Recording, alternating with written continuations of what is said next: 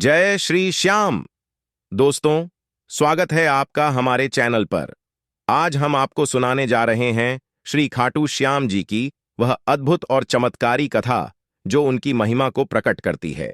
यह कथा महाभारत काल की है, जब भीम के पौत्र बर्बरीक का जन्म हुआ और कैसे वे भगवान श्री कृष्ण के वरदान से खाटू श्याम जी के रूप में प्रसिद्ध हुए।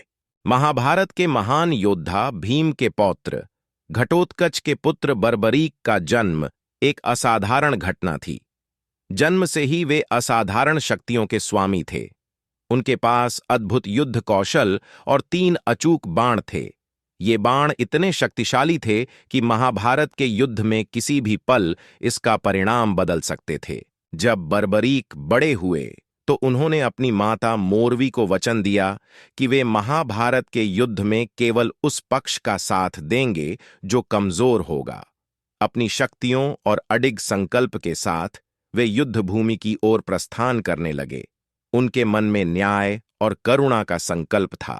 महाभारत का युद्ध शुरू होने ही वाला था।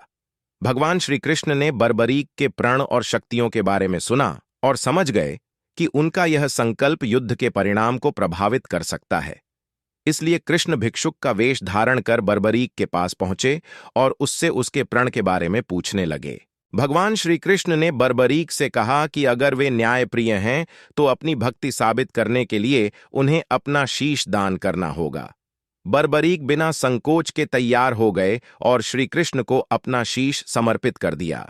इस अद्भुत बलिदान ने श्री कृष्ण को भाव विभोर कर दिया और उन्होंने बर्बरीक को वरदान दिया कि कलयुग में वे खाटू श्याम के रूप में पूजे जाएंगे और उनके भक्तों की हर मनोकामना पूर्ण होगी। बर्बरीक के शीश को बाद में खाटू नगरी में स्थापित किया गया और वहीं से उन्हें खाटू श्याम जी के रूप में पूजा जाने लगा।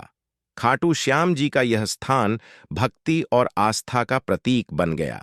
ऐसा कहा जाता है कि जो भी सच्चे मन से उन्हें याद करता है उसकी सभी इच्छाएं पूर्ण होती हैं। इस प्रकार खाटू श्याम जी की महिमा संसार में फैली। उनकी भक्ति और आशीर्वाद की शक्ति असंख्य भक्तों के जीवन को आशीर्वादित करती है। खाटू श्याम जी की यह कथा हमें त्याग, भक्ति और बलिदान का अद्भुत उदाहरण देती है। अगर आपको खाटू श्याम जी की यह अद्भुत कथा पसंद आई तो कृपया हमारे चैनल को सब्सक्राइब करें और इस वीडियो को अपने दोस्तों के साथ जरूर साझा करें। जय श्री श्याम।